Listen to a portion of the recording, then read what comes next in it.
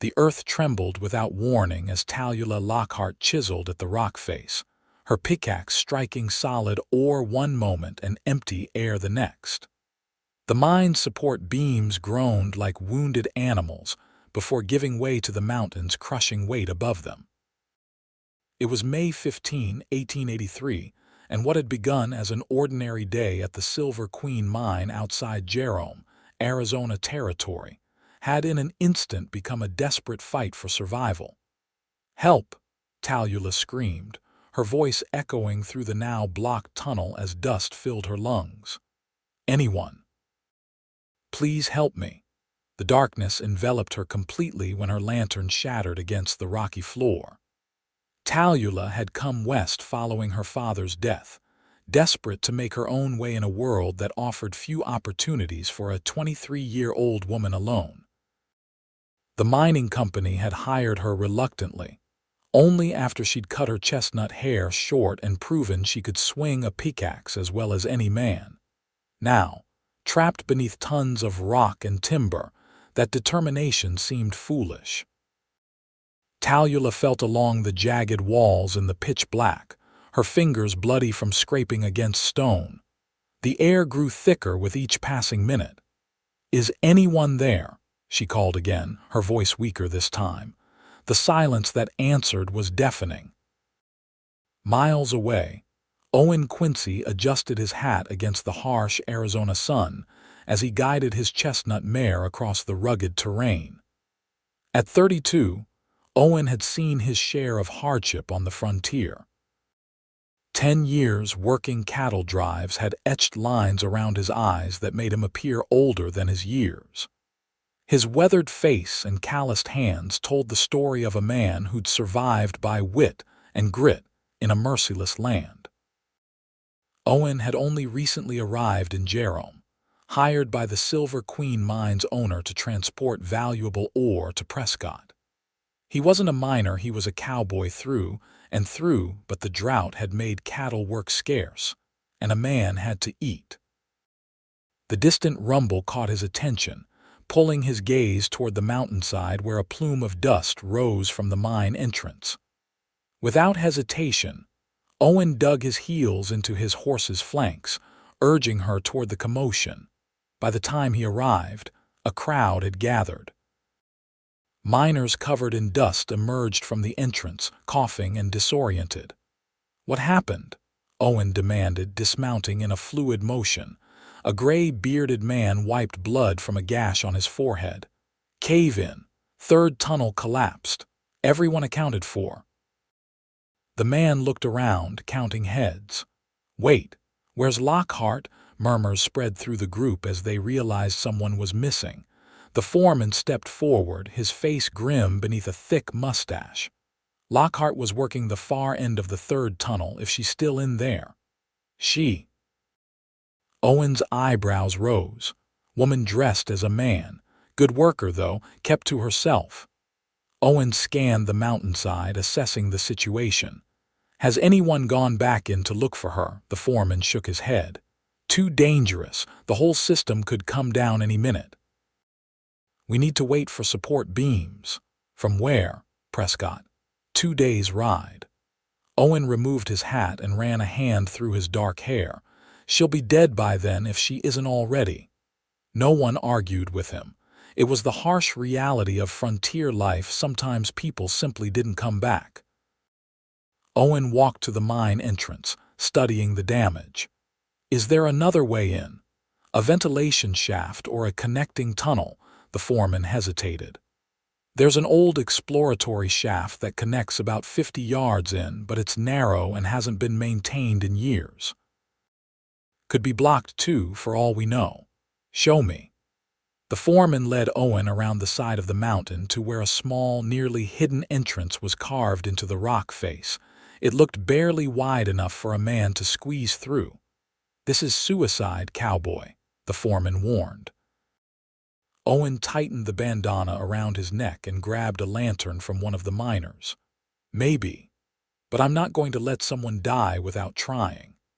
Inside the third tunnel, Tallulah had managed to create a small pocket of space by clearing away some of the fallen debris. Her hands were raw and bleeding, and her lungs burned with each breath of the dusty air. She had no idea how long she'd been trapped. Minutes and hours blended in the absolute darkness. "Help," she called again, though her voice had grown hoarse from shouting. "Please, anyone." She slumped against the wall, fighting back tears. Tallulah hadn't cried since her father's funeral, and she wasn't about to start now, even facing death. Still, the darkness and silence were overwhelming. She thought of her mother, who had died when Tallulah was just a child, and wondered if they might soon be reunited. The soft sound of shifting rock startled her. At first, she thought it was another collapse, but then she heard something else, a voice. "Hello, is someone alive in there?" "Yes." Tallulah's voice cracked with desperation. "I'm here. I'm trapped. Keep talking so I can find you," the voice called back. It was deep and steady, with an accent that suggested Texas or Oklahoma. "I'm here. Third tunnel, about 60 yards in from the main entrance." The ceiling came down. Tallulah listened as the sounds of movement grew closer.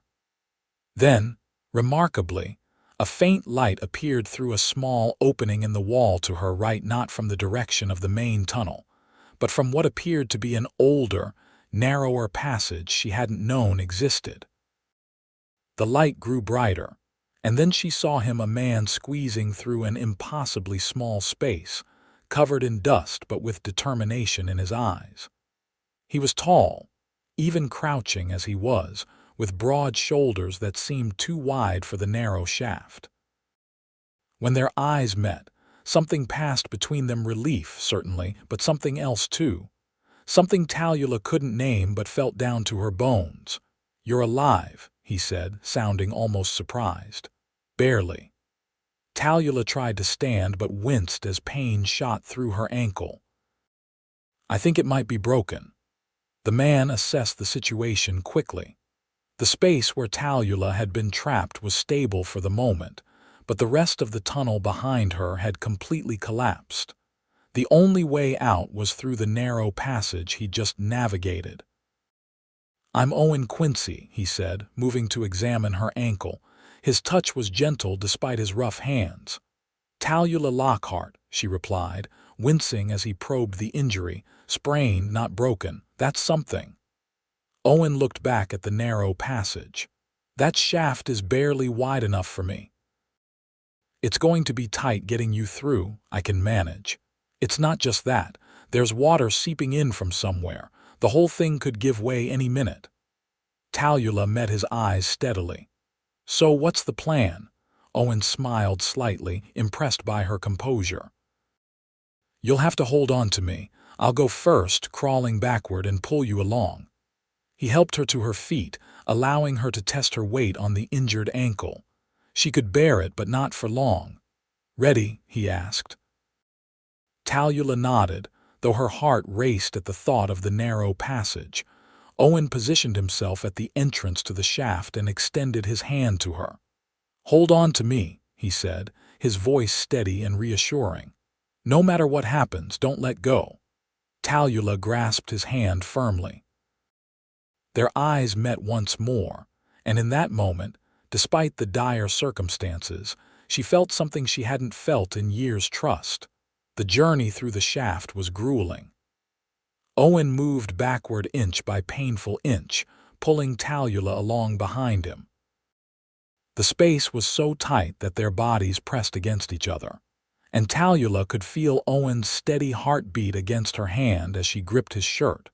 Water dripped from the ceiling, turning the floor of the shaft into slick mud. More than once, Owen had to brace himself to keep them both from sliding backward. The air grew thinner as they progressed, and Tallulah's vision began to blur. "I can't." She gasped, her strength failing. "Yes, you can," Owen insisted. "We're almost there, just hold on to me." His words gave her strength, and she pushed forward, ignoring the pain in her ankle and the burning in her lungs. After what seemed like hours, a faint light appeared ahead. Owen increased their pace, sensing that the shaft was growing unstable. Just as they reached the widest part of the passage, a rumble shook the mountain. "Move!" Owen shouted, pulling Tallulah forward with sudden urgency. They scrambled the last few yards as rocks began to fall behind them. Owen emerged first into the sunlight, then turned to drag Tallulah out just as the entrance to the shaft collapsed completely. They lay on the ground, gasping for air, covered in dust and mud but alive. The gathered miners cheered at their emergence, rushing forward to help. Tallulah looked at Owen, still holding tightly to his hand. "Thank you," she whispered. He nodded, a silent understanding passing between them. In that moment, something had changed for both of them, something that would alter the course of their lives forever. The mining company doctor, a former Army surgeon named Dr. Reynolds, attended to Tallulah's injuries in the small infirmary near the mine office. Her ankle was indeed sprained, not broken, and she had numerous cuts and bruises that would heal with time. "You're a fortunate young woman," the doctor said as he wrapped her ankle. "By all accounts, you should be dead." Tallulah's gaze drifted to the window where she could see Owen speaking with the mine foreman. "Yes," she agreed quietly, "fortunate." The doctor followed her gaze and smiled knowingly. That cowboy showed remarkable courage. Not many men would have risked their lives for a stranger. "Do you know him?" "Only by reputation. He arrived in Jerome about a week ago to work as a freighter for the mine. Keeps to himself mostly, but I've heard he's reliable. Originally from Texas, I believe." Tallulah watched as Owen nodded at something the foreman said, then turned toward the infirmary. Their eyes met through the window, and Tallulah felt a flutter in her chest that had nothing to do with her injuries. "You'll need to stay off that ankle for at least a week," the doctor continued, oblivious to her distraction. "Do you have somewhere to recover?" The question brought Tallulah back to reality. She had been living in the miners' boarding house, a Spartan facility that certainly wasn't conducive to healing. "I'll figure something out," she said, though uncertainty crept into her voice. Before the doctor could respond, the door opened and Owen stepped inside, removing his hat. "Pardon the interruption, Doc," he said. "I wanted to check on Miss Lockhart." "She'll recover," Dr. Reynolds replied, gathering his supplies, "but she needs rest and proper care." Owen nodded, his expression serious. "I've spoken with Mrs. Holbrook at the boarding house. She's prepared a room for Miss Lockhart and will look in on her." Tallulah blinked in surprise. "You didn't need to do that." Owen shrugged, a slight smile softening his weathered face. "It was the least I could do." Dr. Reynolds excused himself, leaving them alone. An awkward silence filled the room until Tallulah spoke. "I never properly thanked you for saving my life." "No need for thanks," Owen replied, setting his hat on the examination table. "Anyone would have done the same. But they didn't. You did." Tallulah studied him closely. He was tall and lean, with the kind of strength that came from years of hard work rather than vanity. His face was tanned from the sun, with lines at the corners of his eyes that deepened when he smiled. There was a quiet dignity about him that Tallulah found compelling. "The foreman tells me you're quite the worker," Owen said, changing the subject. "Says you're as good with a pickaxe as any man he's ever hired." Tallulah smiled slightly. "My father taught me." "He was a miner in Pennsylvania before he died." "Is that what brought you out west? Mining, independence," Tallulah corrected. "After my father died, I had few options in the East. Out here, no one knows me or my history. I can be whoever I want to be." Owen nodded, understanding in his eyes. "The West has a way of letting people reinvent themselves." "And what about you, Mr. Quincy? What brought you to Jerome?" "Work, mainly. I've been driving cattle most of my life, but the drought has made that difficult lately. The mine pays well for freighting ore to Prescott." He hesitated, then added, "And like you said, out here a man can leave his past behind." There was a story there Tallulah could tell, but she didn't press. Everyone in the West had something they were running from or toward. "Well," Owen said, picking up his hat, "I should let you rest. Mrs. Holbrook will be by with a wagon shortly to take you to the boarding house." "Thank you again, Mr. Quincy." He paused at the door. "Owen, call me Owen." "Then you must call me Tallulah." He smiled, a genuine expression that transformed his face. "Tallulah it is, then. I'll check on you tomorrow if that's all right." She nodded, feeling a warmth in her cheeks that had nothing to do with the Arizona heat. "I'd like that." After Owen left, Tallulah leaned back on the examination table, contemplating the strange turn her life had taken. Yesterday, she had been just another minor, anonymous and alone. Today, she felt as though she had been given a second chance not just at life, but perhaps at something more. The boarding house was a 2-story wooden structure on Jerome's Main Street, one of the few respectable establishments in a town dominated by saloons and brothels. Mrs. Holbrook, a stern widow with a surprisingly kind heart, had prepared a small but comfortable room for Tallulah on the first floor to accommodate her injury.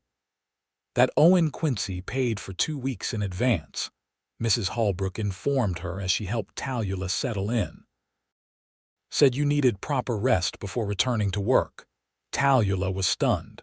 "He didn't need to do that." Mrs. Holbrook smiled knowingly.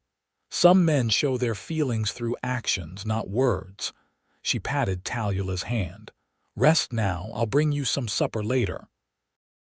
Left alone, Tallulah contemplated Mrs. Holbrook's words. Was it possible that Owen's kindness stemmed from more than just basic decency? The thought was both thrilling and frightening. Tallulah had come west to be independent, not to become entangled with a man no matter how compelling he might be. Still, as she drifted off to sleep, it was Owen's steady voice telling her to hold on that echoed in her dreams. True to his word, Owen visited the following day, bringing a book for Tallulah to read during her convalescence. "The bookseller said it's quite popular back east," he explained, handing her a copy of Mark Twain's Life on the Mississippi. Tallulah ran her fingers over the embossed cover. "This is very thoughtful. I haven't had much time for reading since coming west." "I thought you might be getting restless." Owen remained standing, hat in hand, looking somewhat uncomfortable in the small room. "Idle hands and all that." "Please sit," Tallulah said, gesturing to the chair beside her bed. Owen hesitated, then sat down, placing his hat on his knee. "How's the ankle?" "Improving. Dr. Reynolds says I should be able to put weight on it by the end of the week."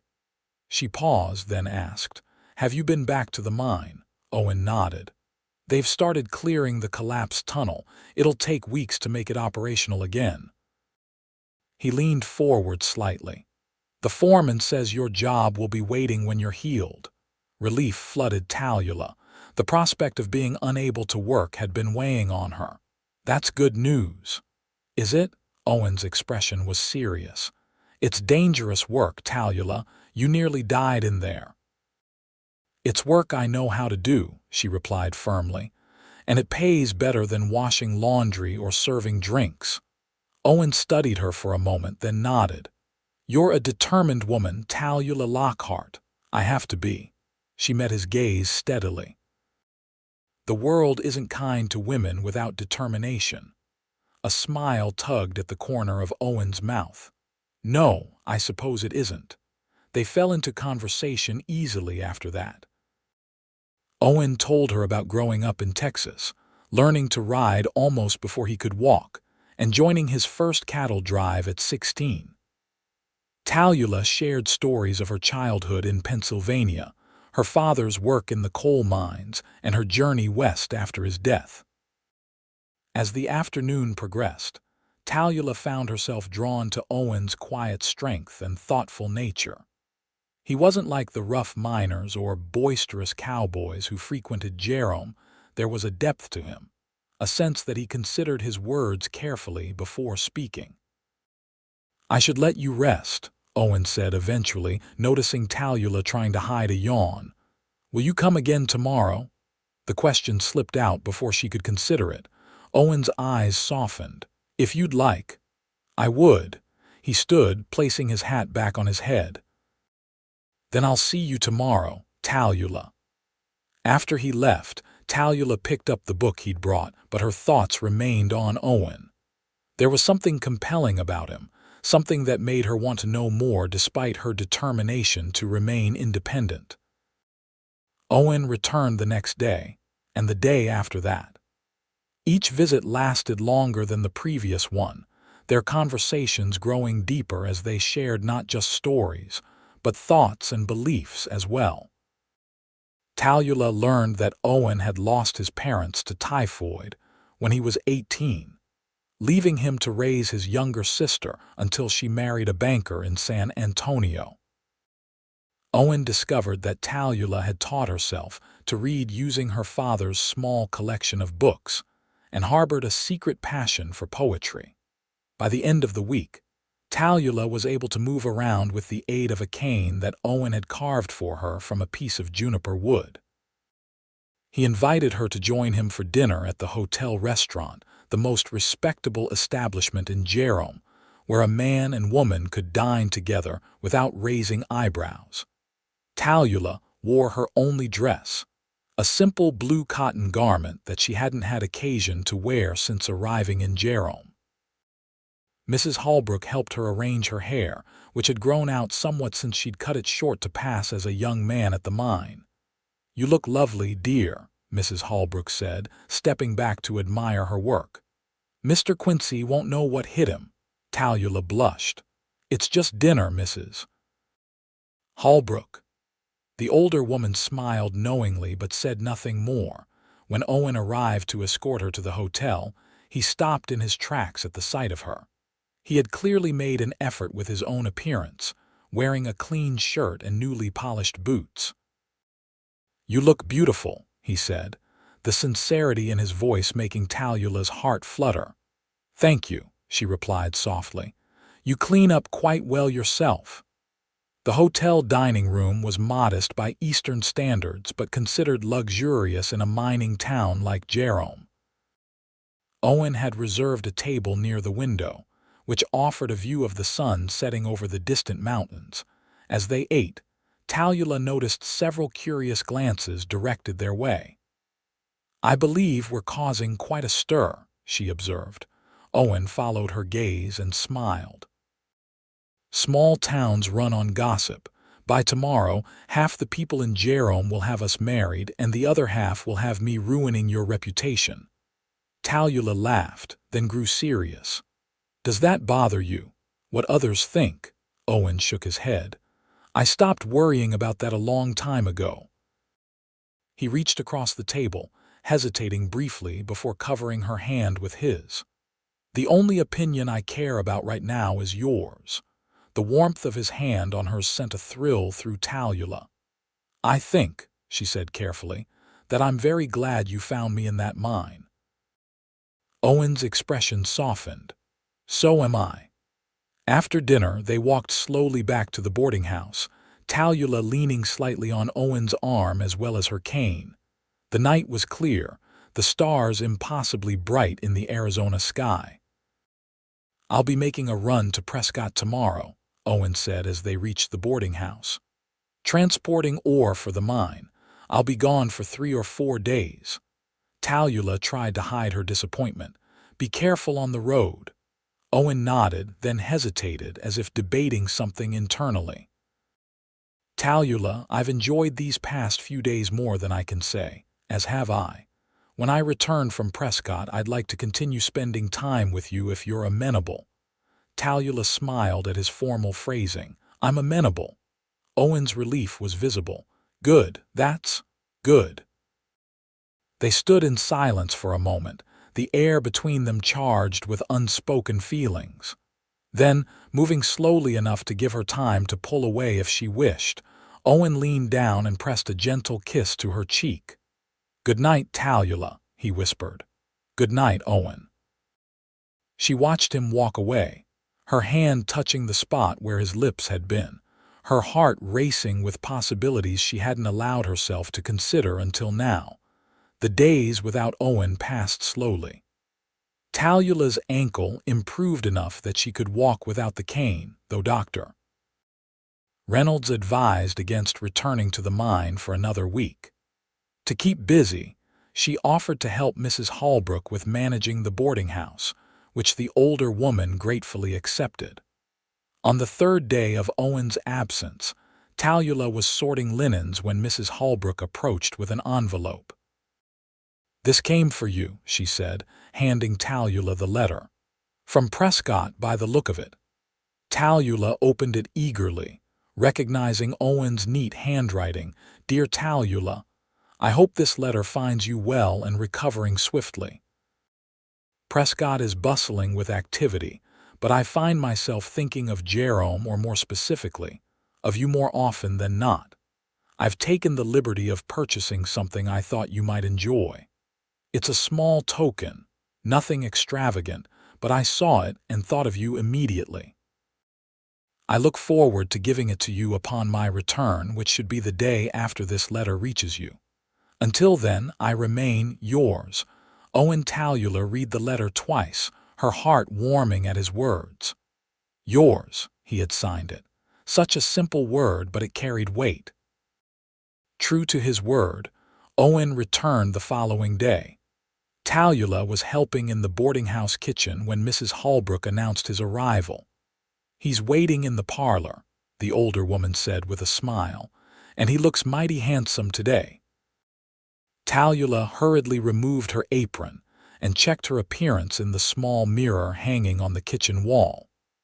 Her hair had grown enough that she could style it more femininely now, and she had borrowed a bit of rouge from Mrs. Holbrook to add color to her cheeks. Owen stood when she entered the parlor, his face lighting up at the sight of her. "Tallulah," he said, her name almost a caress on his lips. "Welcome back," she replied, suddenly shy despite the days they'd spent together before his departure.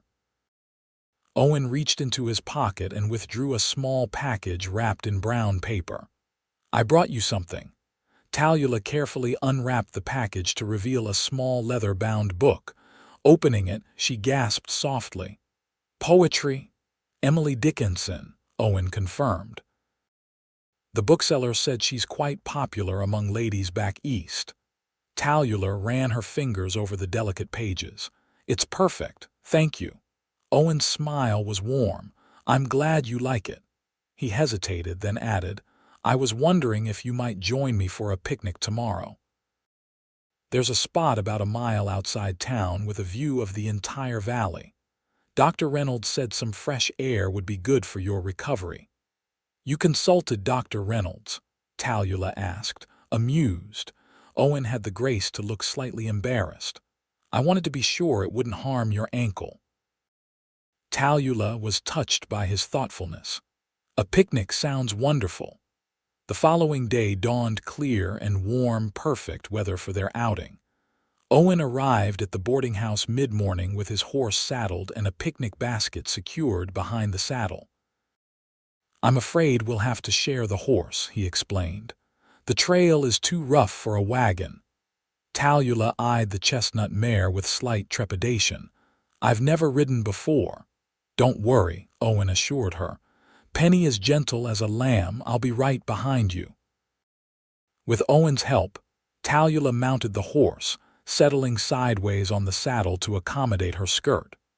Owen swung up behind her, his chest warm against her back as he reached around her to take the reins. The intimacy of the position made Tallulah's pulse quicken.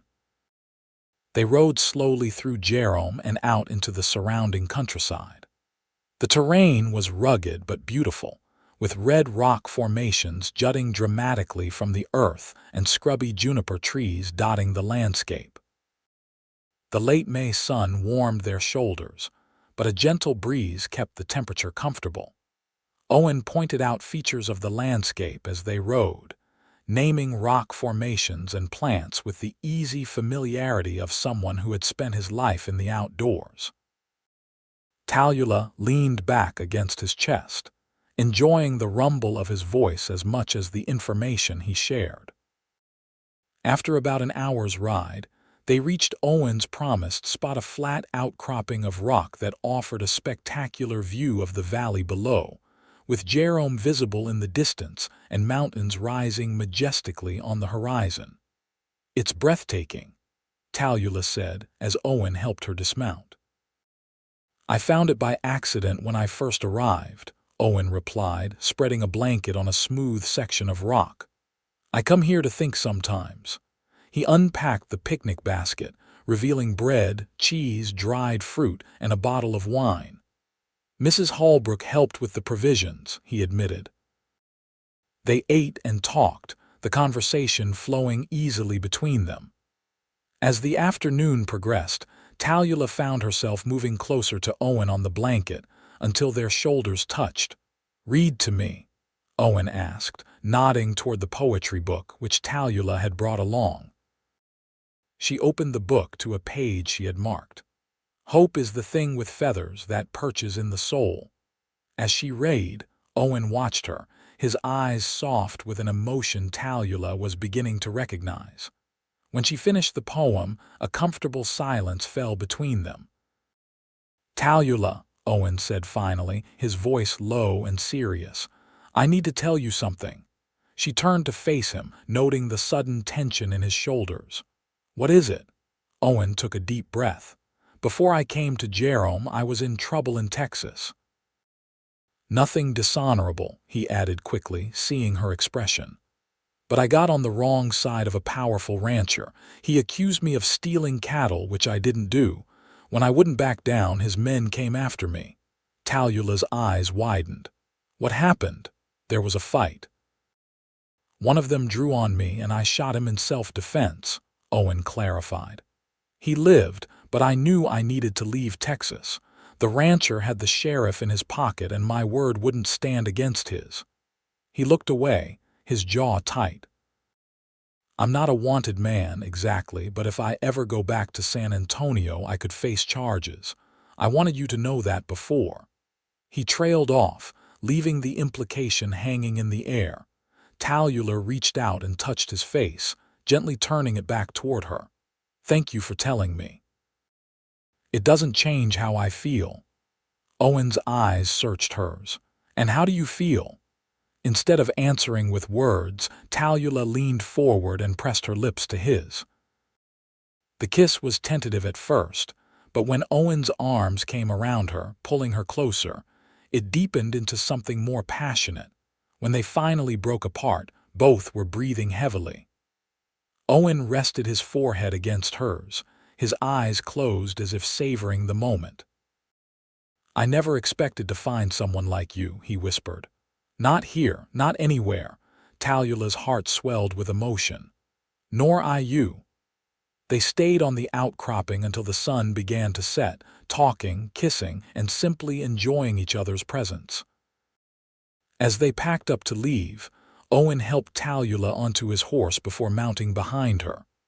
"What happens now?" she asked as they began the journey back to Jerome. Owen's arms tightened around her waist. "That depends on what you want, Tallulah." She considered this as they rode in comfortable silence. By the time the lights of Jerome came into view, she had her answer. "I want to see where this leads," she said simply. "I came west seeking independence, but I'm finding that perhaps there's something to be said for connection as well." Owen pressed a kiss to her hair. "Then we'll see where it leads together." The following weeks were the happiest Tallulah could remember. She returned to work at the mine, though Owen initially protested, concerned for her safety. They compromised when the foreman offered Tallulah a position, managing inventory and processing payroll work that kept her above ground, but still utilized her knowledge of mining operations. Owen continued his freighting runs to Prescott, but he arranged his schedule to spend as much time as possible in Jerome. They dined together most evenings, walked through town on Sundays, and occasionally rode out to their special spot on the outcropping. As June turned to July, their relationship deepened, moving beyond the initial attraction to something more profound.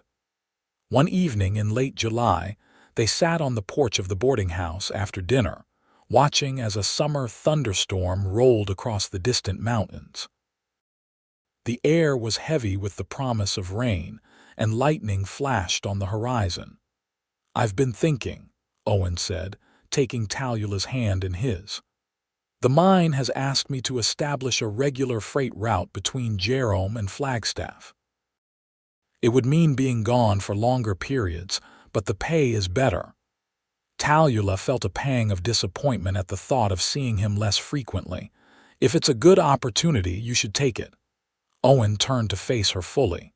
"There's more to it than that. With the increased pay, I could afford to buy some land, maybe start a small ranch outside Jerome." "A ranch?" Tallulah's pulse quickened. "You'd stay in Jerome permanently." "That depends," Owen said, his eyes serious. "On whether I have a reason to stay." Tallulah's breath caught in her throat. "Owen, I love you, Tallulah," he said simply. "I think I've loved you since I pulled you out of that mine. I know it's only been a few months, but I can't imagine my life without you in it." Tears welled in Tallulah's eyes. "I love you too." Owen reached into his pocket and withdrew a small object which he held out to her.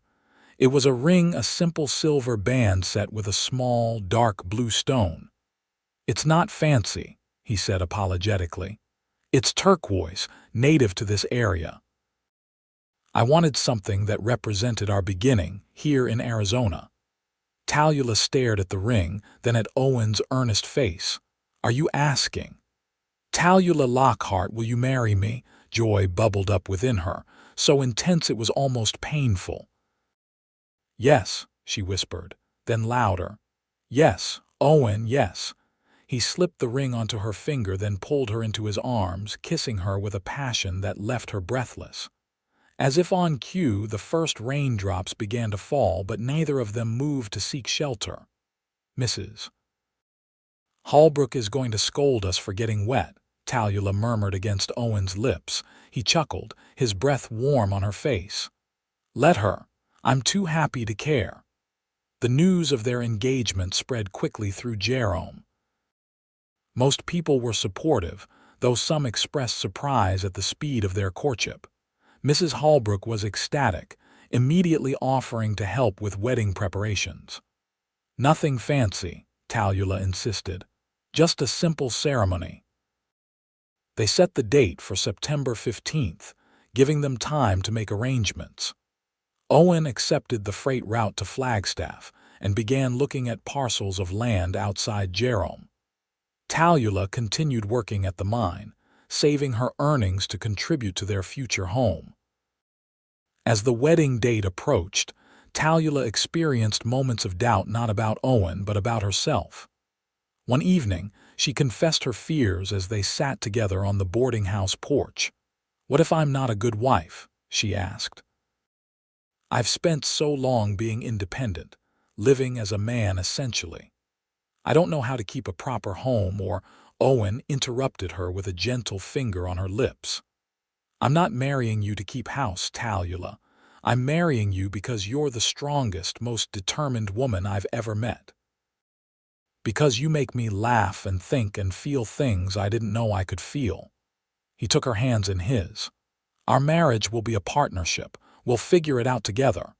His words soothed her fears, and as their wedding day drew near, Tallulah's excitement grew. Owen had found a perfect piece of land, 20 acres with a small cabin that needed work but had good bones, just 3 miles outside Jerome. It came with a sturdy barn and access to a year-round creek, everything they needed to start their life together. The day before the wedding, disaster struck. Tallulah was at the mine office when a rider arrived from Prescott with an urgent message for Owen.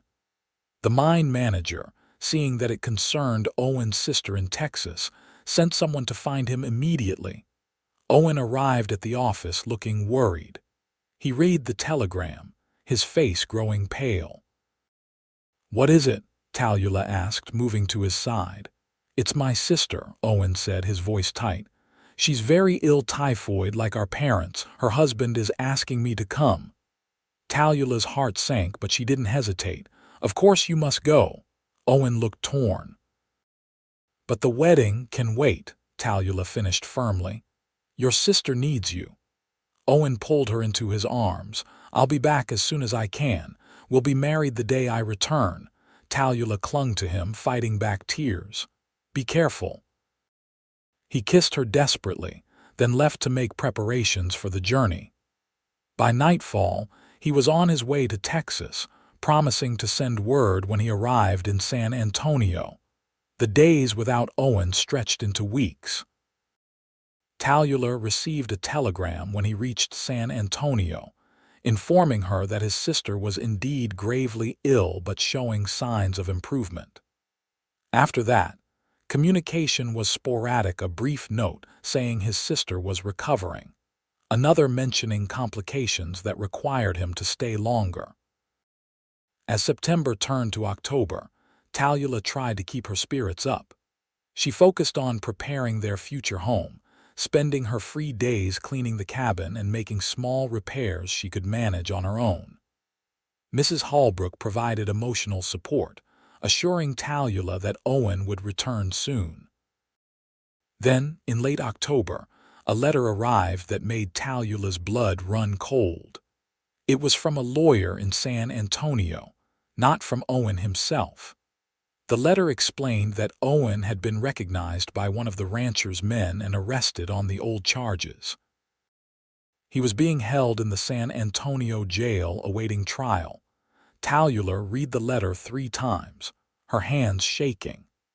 The lawyer suggested that character witnesses might help Owen's case, but traveling to San Antonio would be expensive and time-consuming. Without hesitation, Tallulah withdrew her savings from the bank, gave notice at the mine, and booked passage on the next eastbound train.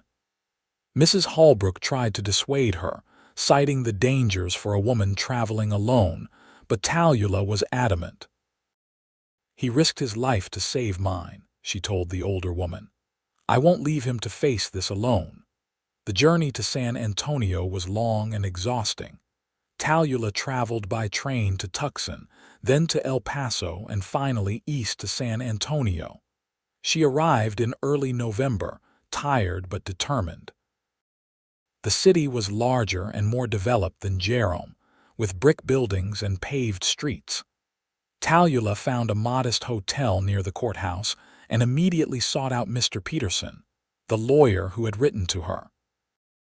Peterson's office was on the second floor of a building across from the courthouse. He was a small man with spectacles and a serious expression.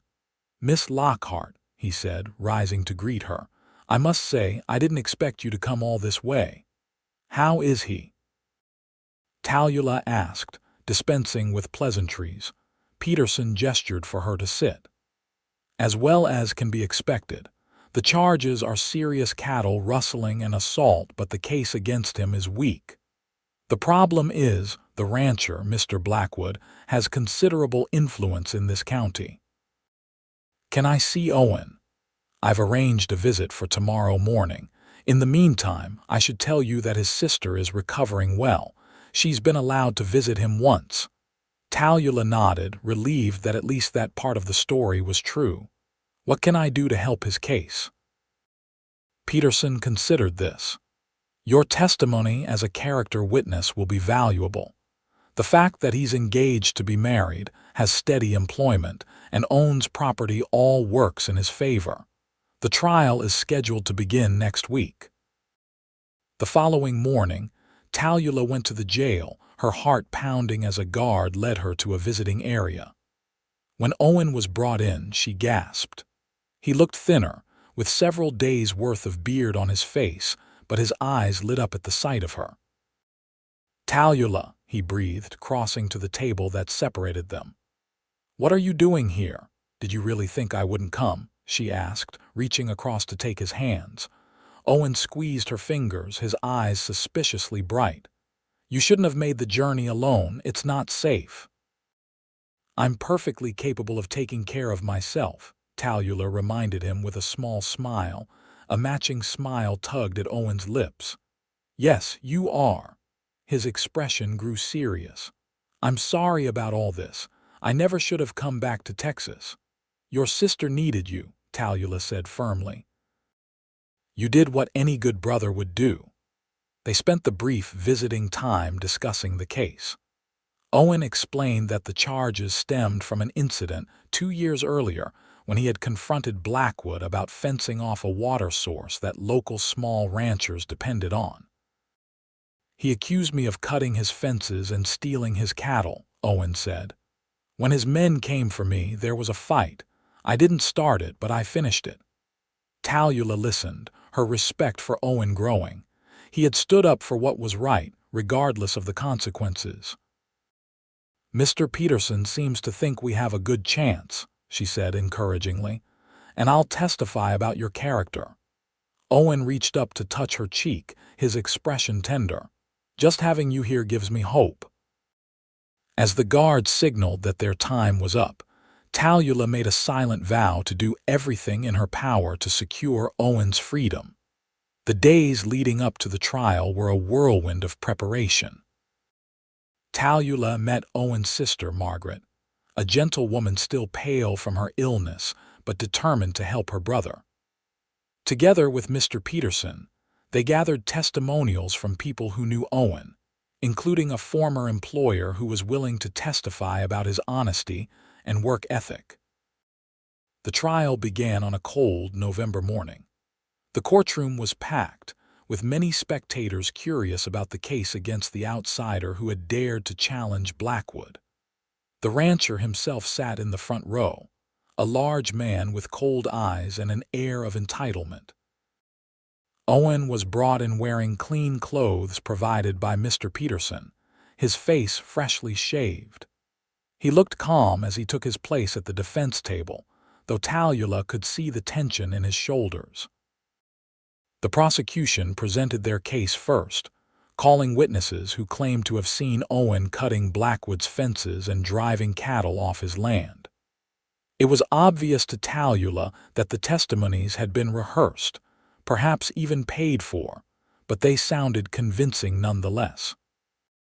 When it was the defense's turn, Mr. Peterson methodically discredited the prosecution's witnesses, pointing out inconsistencies in their stories and questioning their relationships with Blackwood.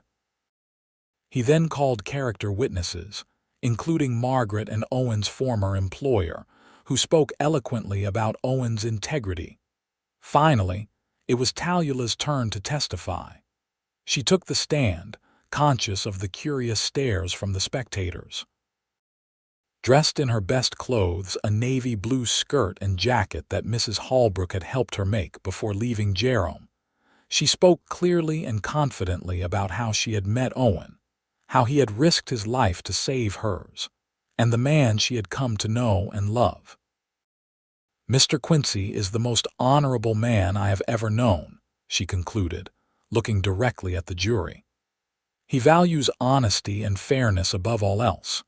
The idea that he would steal or destroy property is incompatible with everything I know about his character." The prosecutor attempted to discredit her testimony by suggesting that her feelings for Owen blinded her to his faults, but Tallulah remained composed. "I love Mr. Quincy because of who he is," she replied firmly. "Not in spite of it." Owen was the final witness. He told his version of events calmly and without embellishment, describing how Blackwood had fenced off a traditional water source used by smaller ranchers, how he had confronted the man legally first through proper channels, and how Blackwood's men had ambushed him, forcing him to defend himself. "I never stole so much as a calf," Owen stated, "and I never cut a fence in my life. I did fight back when attacked, and I won't apologize for defending myself." The jury deliberated for nearly 5 hours. As Tallulah, Margaret, and Mr. Peterson waited in a small room near the courthouse, the tension was palpable. "Whatever happens," Margaret said quietly, "I want to thank you for coming all this way, Tallulah. Owen is lucky to have found you." "I'm the lucky one," Tallulah replied, twisting her engagement ring which she had continued to wear despite the uncertainty of their future. Finally, word came that the jury had reached a verdict. They filed back into the courtroom, where Owen stood to hear his fate.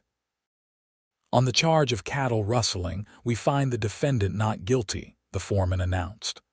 "On the charge of assault, we find the defendant not guilty." A collective gasp went through the courtroom. Blackwood rose to his feet, his face red with anger, but a sharp look from the judge silenced him. "Mr. Quincy, you are free to go," the judge declared. "The court apologizes for your wrongful detention." Owen turned to look at Tallulah, his expression one of disbelief and joy. She rushed forward as the bailiff removed his handcuffs, throwing her arms around him. Owen held her tightly, burying his face in her hair. "It's over," he whispered. "We can go home." They remained in San Antonio for a few more days, allowing Margaret to regain more strength before traveling. Owen was determined to escort his sister and her husband back to their home before returning to Arizona with Tallulah. "I should settle things properly here," he explained. "Make sure Blackwood understands that the matter is closed." Tallulah agreed, though she was eager to return to Jerome and start their life together. The delay had a silver lining. However, it gave them time to be properly married in San Antonio, with Margaret present. The ceremony was small and held in Margaret's parlor, with only a few close friends in attendance. Tallulah wore a simple cream-colored dress that Margaret had helped her select, and Owen looked handsome in a new suit. As they exchanged vows, Tallulah felt a sense of rightness that transcended the unusual circumstances of their courtship. When the minister pronounced them husband and wife, and Owen kissed her with gentle reverence, she knew that all the trials they had endured had only strengthened their bond. After ensuring that Margaret was fully recovered, Owen and Tallulah began their journey back to Arizona in early December. The trip was long but far more pleasant than Tallulah's eastbound journey had been. They traveled by train, sharing a private compartment where they spent hours talking, planning their future, and simply enjoying being together without bars or guards between them. They arrived in Jerome 2 weeks before Christmas to find that news of their marriage had preceded them. Mrs. Holbrook had arranged a small reception at the boarding house, where friends and colleagues gathered to congratulate them. The mine manager officially offered Owen his position back, with an increase in responsibility and pay. "We need reliable men," he told Owen. "And your reputation for integrity has only grown in your absence." Tallulah was equally welcomed back to her position at the mine office. "Though I expect we'll lose you to motherhood before too long," the foreman said with a wink that made Tallulah blush. Their cabin had been looked after in their absence, thanks to Mrs. Holbrook and several miners who had volunteered their time to complete repairs. Owen had started before his departure. It was still rustic, but it was weathertight and ready for them to make it a home. On Christmas Eve, Owen built a fire in the hearth while Tallulah prepared a simple but special dinner. As they sat together afterward, watching the flames, Tallulah rested her head on Owen's shoulder. "Are you happy?" she asked softly. Owen turned to look at her, his eyes reflecting the firelight. "More than I ever thought possible," he pulled her closer. "I keep thinking about that day in the mine, how close I came to not finding you." Tallulah shuddered at the memory. "But you did find me. You told me to hold on to you, and I did." "And I've been holding on to you ever since," Owen murmured, kissing her gently. As the new year began, Owen and Tallulah settled into married life. Their small ranch began to take shape as Owen added a few cattle and horses. Tallulah continued working at the mine office part-time while learning to manage their household. They complemented each other perfectly, Owen's quiet strength balancing Tallulah's determination, her quick mind enhancing his practical nature. By spring, their happiness was made complete when Tallulah discovered she was expecting their first child.